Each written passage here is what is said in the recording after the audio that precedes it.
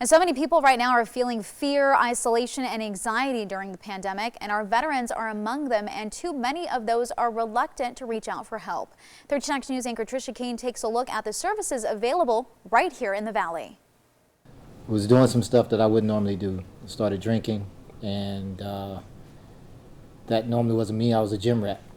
So my lifestyle did a 180. Navy veteran Anthony Davis says he needed help long before he realized it. I'll be candid with you. I remember there was a period where 2.5 weeks I didn't take a shower.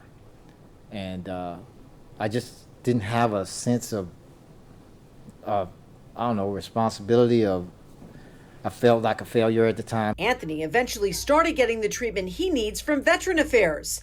But there's other vets across the country that need to take that first step. Of the 20 veterans per day that commit suicide, which we're starting to see those numbers trickle down, 14 of them are not plugged into the VA system. So that's a big number of veterans that could really, really benefit from our system. There's 109,000 eligible vets who could receive assistance from the VA of Southern Nevada, but only about 30,000 are using mental health services, including alcohol and drug addiction treatment, post-traumatic stress disorder services, or psychotherapy.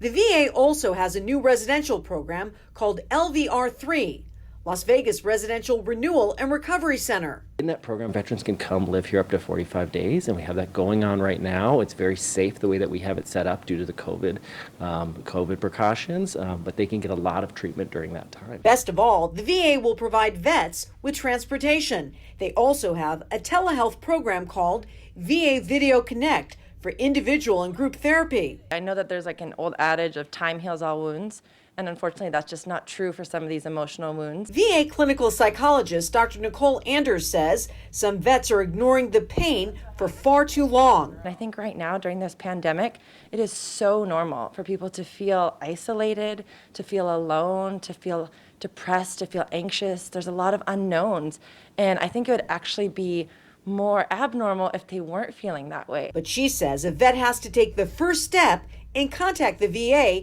before they can begin to heal. We have a system and we have these protocols and they work and we see results. Anthony knows that for a fact and wants others to trust the system. I myself am in recovery.